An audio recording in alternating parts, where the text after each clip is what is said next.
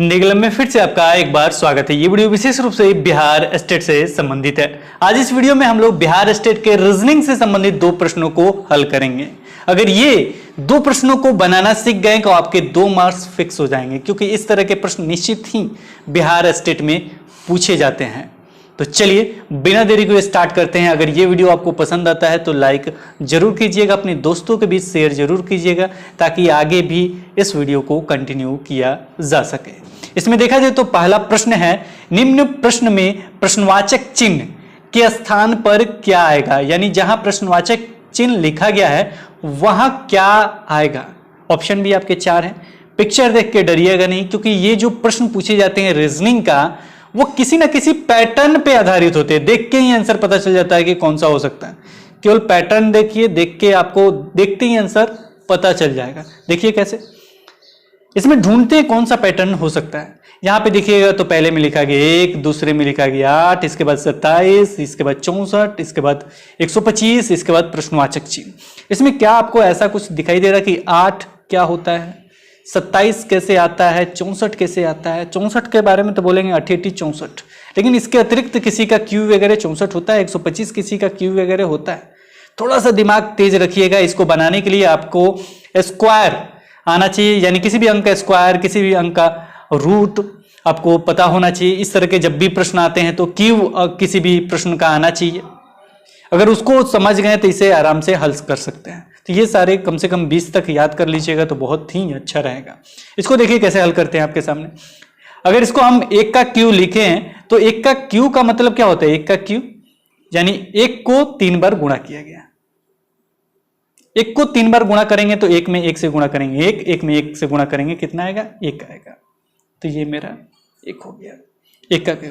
दूसरे में अगर हम 2 का क्यू लिखते हैं, इसका मतलब क्या हो गया, 2 गुणे 2 गुणे 2। तो 2 में 2 से गुणा करेंगे कितना आएगा, 4। 4 में 2 से गुणा करेंगे कितना आएगा, 8 आएगा। 8 आ गया। ये आपका पैटर्न देखिए सही जा रहा है। तीसरा देखिए, तीसरा में 1 2 2 के बाद आता है मेरा 3। 3 का क्यू करते हैं। 3 का क्यू करने का मतलब क्या हुआ बाबू, 3 गुणे 3 गुणे 3। 3 त्रिका कितना होता है, 3 त्रिका 9 होता है। 9 में 3 से गुणा करेंगे कितना आएगा, 27। ये आ गया आपका 27। इसके बाद अगला कितना जाएगा, 4 का क्यू जाएगा। 4 चौका होता है कितना, 16। 16 चौका कितना होता है, 64 होता है। ये आ गया। इसके बाद 5 का क्यू करेंगे तो 5 का क्यू कितना होगा, तो 5 गुणे 5 गुणे 5, 50 25 25 25 कितना होता है, 125। तो ये कितना हो गया, 125 हो गया। अब ये 5 के बाद आता है 6 अंक आता है। 6 का क्यू करेंगे तो मेरे आंसर आ जाएगा। जी हाँ, जो भी आंसर आएगा उससे संबंधित हो जाएगा। या पे एक शॉर्ट ट्रिक बताते हैं। अगर आपको ज्यादा गुणा भाग नहीं करना है और आपको पता चल गया कि ये 6 का क्यू है, ये कितने का क्यू है, 6 का क्यू है, पता चल गया। शॉर्ट ट्रिक द्वारा आंसर जानना चाहते हैं तो सबका इकाई अंक देखिए, सब में अगर डिफरेंस है तो डायरेक्ट आंसर पता कर सकते हैं। कैसे, को सबका इकाई अंक को गुणा कर दीजिए। 6 गुणे 6 गुणे 6 होता है, 6 का कितना होता है, 36। 36 ऐसे लिखते हैं। को ये आगे आपका 6 को इस 6 से गुणा कीजिए कितना आता है, 6। तो इकाई अंक में कितना आएगा, इकाई अंक में 6 आएगा। वो मेरा आंसर हो गया 216। केवल इकाई अंक मिला है, 216 आंसर आ गया। 216 कैसे आएगा, तो इसको गुणा कर दीजिए। 6 का कितना आता है, 36। 36 में कितने से गुणा कीजिएगा, 6 से। ये हो जाएगा 6 के 36 के 6 हाथ में 3, 6 3 18 19 20 21 यानी 216। 216 आ गया। 2 तरीके हैं इसको बनाने के लिए। शॉर्ट तरीका भी हमने आपको बता दिया। इसको देखना है, केवल टिक करना है। मुझे आशा नहीं पूर्ण विश्वास है कि आप इस तरह के प्रश्न पूछे जाएंगे तो आप हल कर लेंगे, लेकिन इसके लिए 2 कार्य अवश्य करके जाइएगा।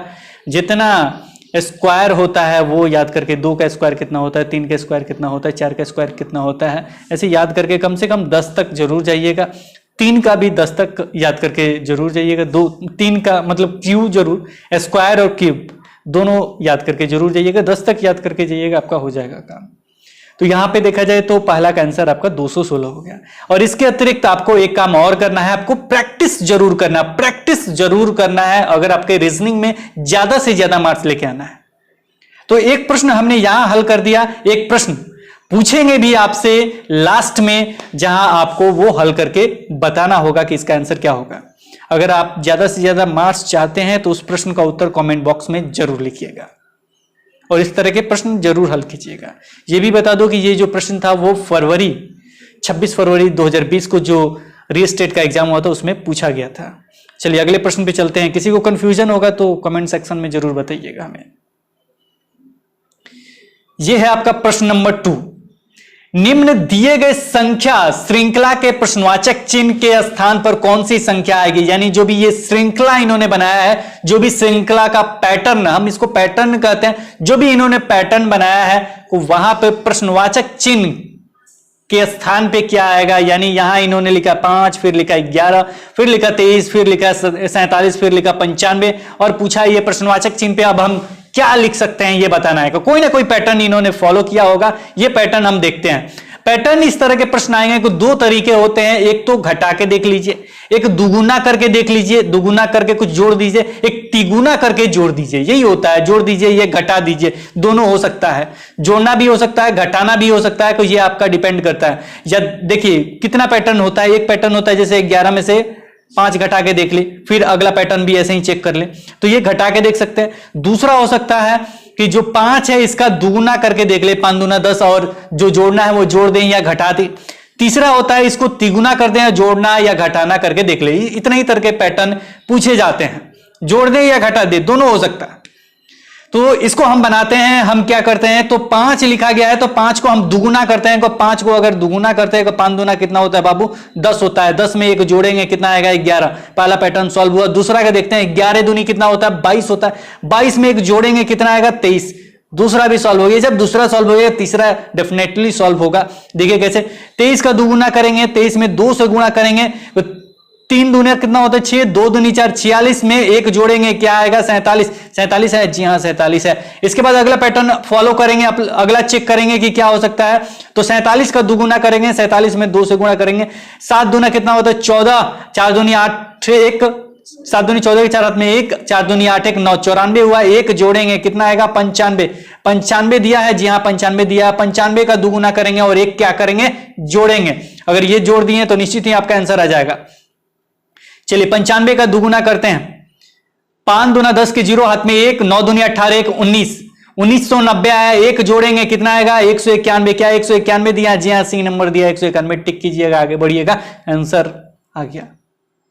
नहीं समझ में आया तो रिपीट करके देखिए, बहुत ही आसान तरीके से इसे समझाया गया है और मुझे आसानीपूर्ण विश्वास है कि 2 मार्क्स आपके फिक्स हो गए होंगे। बस इसी तरह के प्रश्न आते हैं, इसी तरह के प्रश्न पूछे जाते हैं और निश्चित ही आपके 2 मार्क्स आप आज रीजनिंग में फिक्स हो गए। लेकिन ये तो बहुत इजी लग रहा होगा, लेकिन कुछ प्रश्न आपको हल जरूर करने चाहिए, प्रैक्टिस हमेशा करना चाहिए। प्रीवियस ईयर के अगर आप प्रीवियस ईयर जो भी 2011 में जो प्रश्न पूछे गए हैं पेपर 1, पेपर 2 में, फिर इधर जो प्रश्न पूछे गए हैं आपका पेपर 1 और पेपर 2 में यानी जनवरी 2020 में, फिर 26 फरवरी को जो एग्जाम हुआ है उसमें भी पेपर 1, पेपर 2 में जो भी प्रश्न पूछे गए हैं वो सारे प्रैक्टिस ऑनलाइन, जो आप जानते हैं एग्जाम जो होने वाला है ऑनलाइन होने वाला है, तो ऑनलाइन के लिए ऑनलाइन टेस्ट सीरीज हल करना बहुत जरूरी है। तो इसके लिए हम जितना भी प्रीवियस ईयर है सारे का हमने पैक बना दिया है मात्र 59 रुपीज में।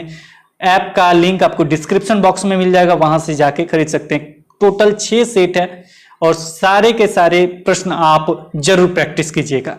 ओनली 59 रुपीज का है, अगर लेना चाहें ले सकते हैं। फिलहाल यहां पे हम आपसे पूछते हैं 2 प्रश्न और।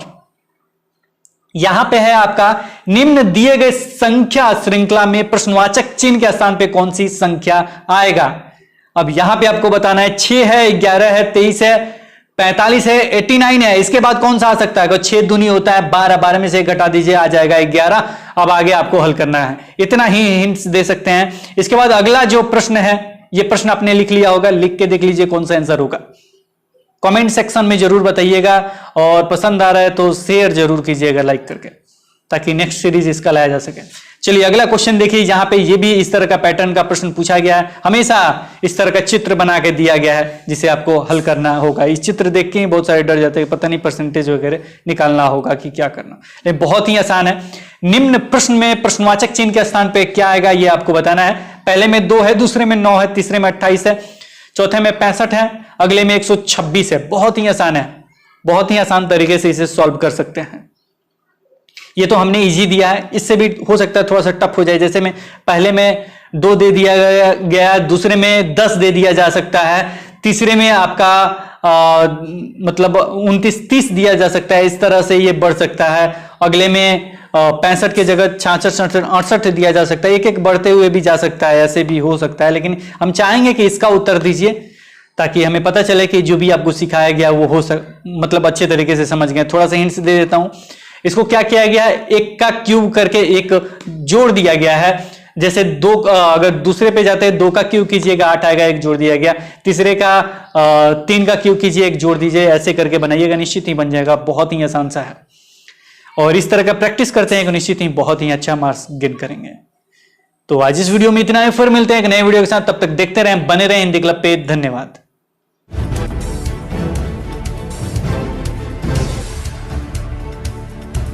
सब्सक्राइब कीजिए हिंदी क्लब को, दबाइए इस बेल आइकॉन को ताकि हमारा वीडियो आपको मिले सबसे पहले।